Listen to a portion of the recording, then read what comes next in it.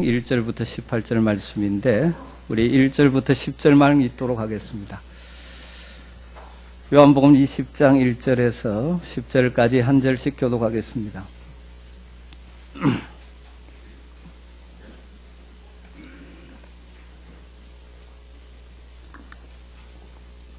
안식 후 첫날 일찍이 아직 어두울 때에 막달라 마리아가 무덤에 와서 돌이 무덤에서 옮겨진 것을 보고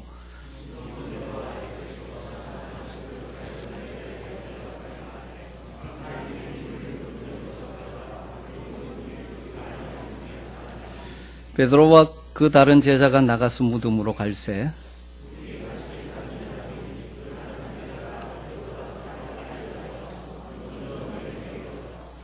구부려 세마포 놓인 것을 보았으나 들어가지는 아니하였더니 또 머리에 샀던 수건은 세마포와 함께 놓이지 않고 딴 곳에 샀던 대로 놓여 있더라.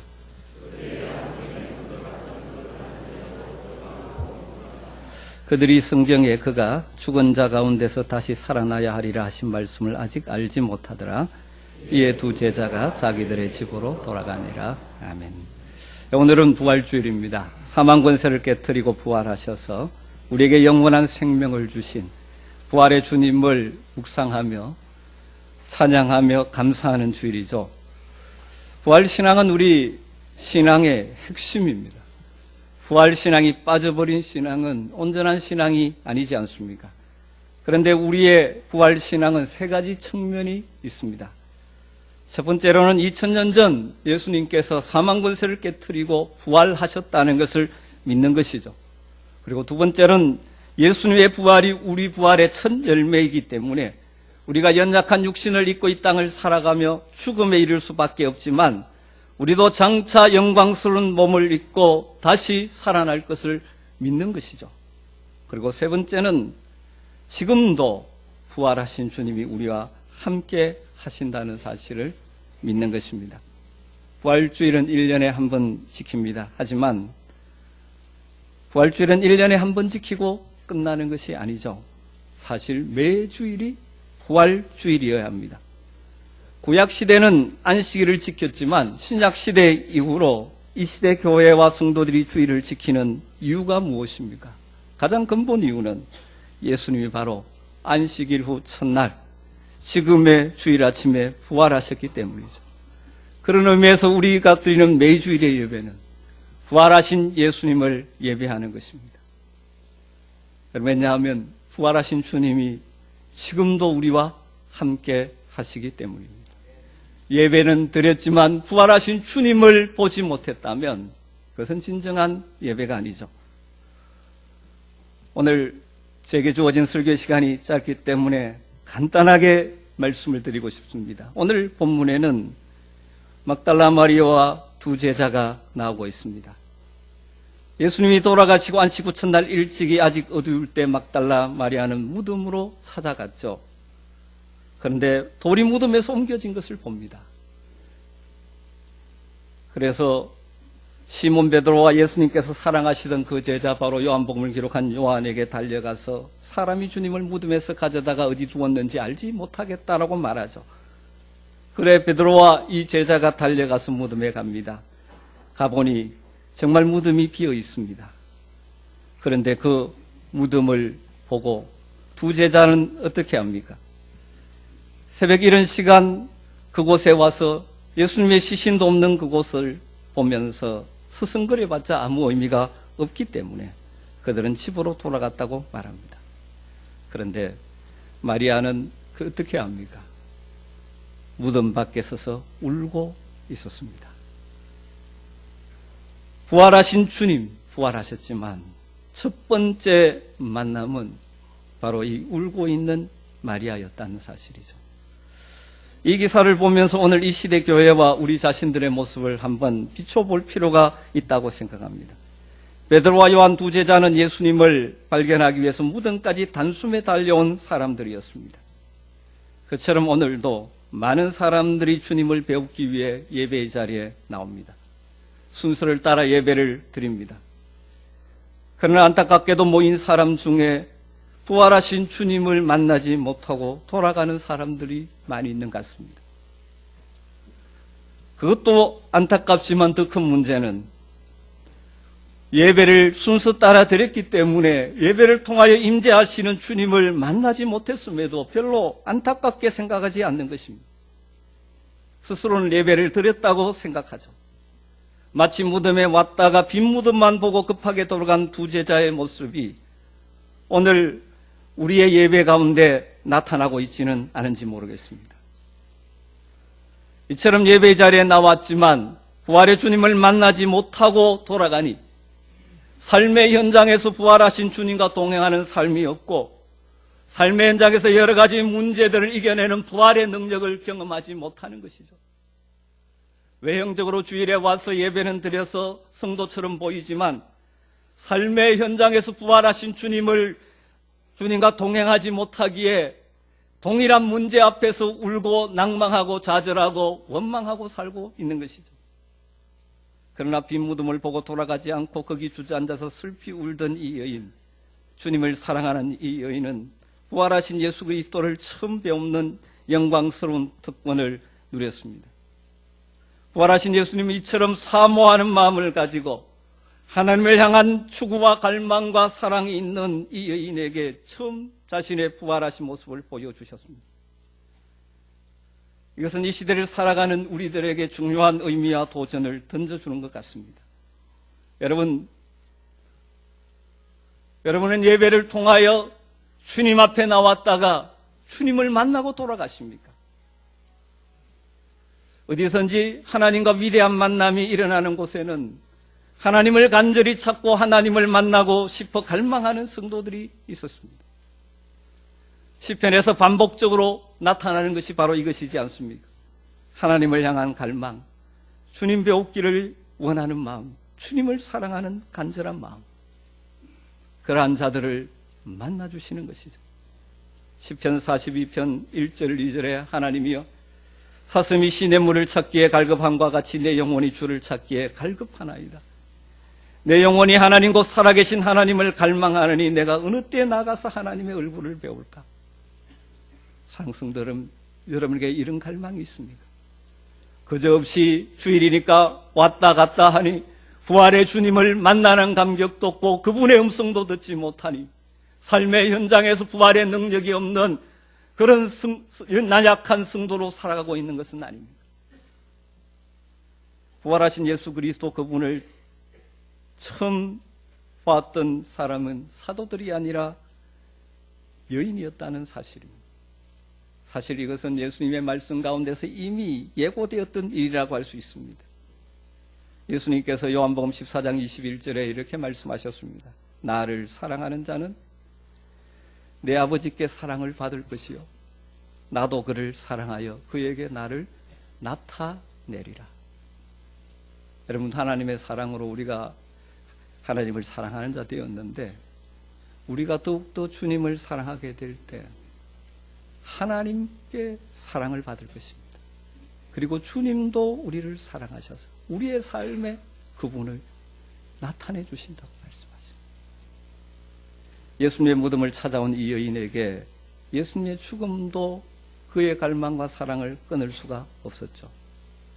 사랑성도 여러분, 주님을 사랑하십니까? 우리가 주님을 사랑한다고 말하다가도 자주 주님을 향한 사랑이 식어버리거나 막힐 때가 많죠. 주님을 향한 우리의 사랑은 때로는 환경 때문에 삶의 문제 때문에 막혀버릴 때가 있죠. 그래서 내가 생각하지 못했던 환경을 만날 때, 내가 생각하지 못했던 일들을 만날 때 우리는 우리를 향하신 주님의 사랑을 의심하기도 하고, 그래서 주님을 사랑하는 것이 아니라 주님을 향하여 원망으로 반응하기를 잘하는 연약한 존재이지 않습니까? 그러나 이 막달라 마리아 이 여인을 보십시오. 예수님 돌아가셨습니다. 지금 시체조차 사라졌습니다. 그러나 주님을 보고자 하는 그 사랑은 식지 않았습니다. 그 여인을 부활의 주님이 만나 주셨지 않습니까? 사랑하는 성도 여러분, 이 시대에도 이 여인처럼 주님을 사랑하는 성도를 부활의 주님은 찾고 계십니다. 그리고 그런 성도들을 만나주시고 그런 성도들의 삶에 나타나 주실 것입니다. 신앙생활을 하지만 주님의 함께 하시는 역사를 왜 경험하지 못합니까? 형식적인 예배는 있지만 주님을 만나지 못하고 주의 음성을 듣지 못하기 때문이지 않습니까? 사랑하는 성도 여러분, 이 부활의 아침에 다시 한번 부활의 주님을 처음 만났던 이 여인처럼 주님을 사랑하게 한다는 믿음의 고백을 올려드릴 수 있게 되기를 주님으로 축복합니다. 그리고 주님을 사모하시기를 주님으로 축원합니다. 이 여인과 같이 주님의 놀라운 사랑, 끊을 수 없는 사랑을 경험했던 바울 사도가 이런 고백을 했지 않습니까? 로마서 8장 35절 37절에 누가 우리를 그리스도의 사랑에서 끊으리요? 누가 우리를 그리스도의 사랑에서 끊으리요? 환난이나 곤고나 박해나 기근이나 적신이나 위험이나 칼이라. 그러나 이 모든 일에 우리를 사랑하시는 이로 말미암아 우리가 넉넉히 이기느니라. 할렐루야. 부활하신 주님 사랑하는 여러분 되시길 주님으로 축복합니다. 그래서 삶의 현장에서 부활의 능력을 경험하십시오. 어떤 일을 만나도 주님의 사랑, 우리를 위하여 그 아들을 주실 뿐만 아니라 사망 권세를 깨뜨리고 부활하신 그 주님의 사랑, 지금도 하나님 보좌 우편에서 우리를 위하여 기도하고 계시는 주님의 사랑에서 끊을 것은 없다는 사실을 다시 한번 확신하는 이 시간 되기를 주님으로 축복합니다. 예수님을 사랑해서 새벽 일찍 무덤을 찾아왔던 마리아, 빈 무덤만 보고 가지 않았습니다. 부활하신 주님이 그를 찾아와 주셨습니다. 그를 만나 주셨습니다. 찾아오신 부활의 주님은 사랑의 음성으로 이 여인의 이름을 불러주셨습니다. 마리아야, 마리아야. 그 주님의 음성은 슬픔에 잠겨있던 그를 기쁨의 사람으로 바꾸어 주었습니다. 마리아에게는 부활의 주님이 역사하실 때 슬픔이 바뀌어 기쁨이 되는 능력으로 역사해 주신 것입니다.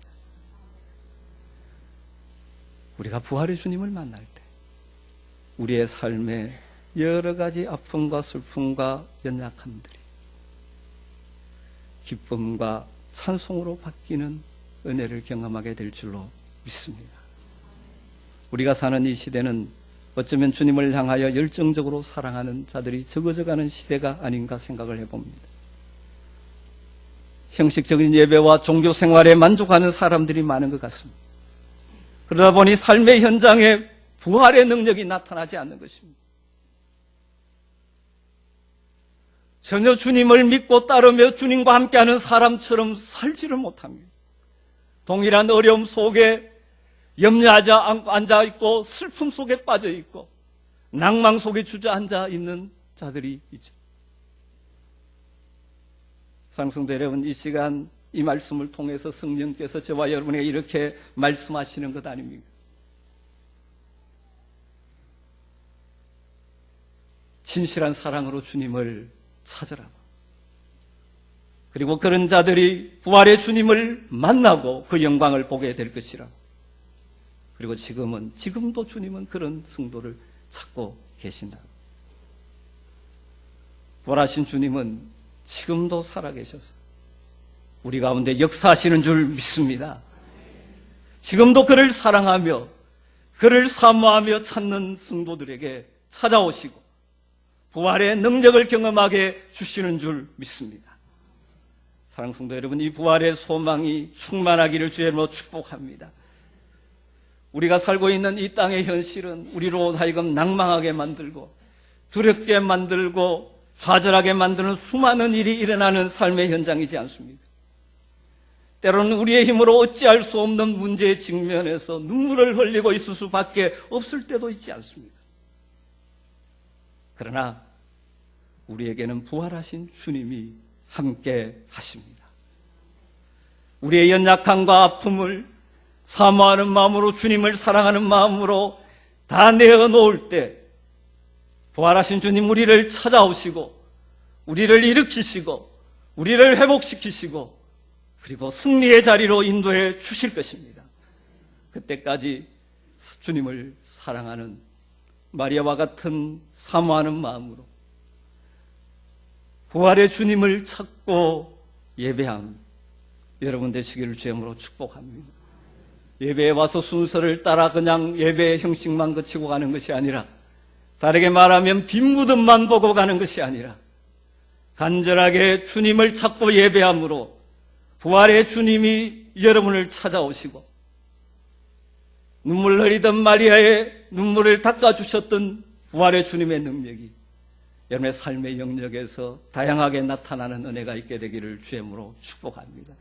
여러분이 현재 안고 있는 연약함이 무엇입니까? 아픔이 무엇입니까?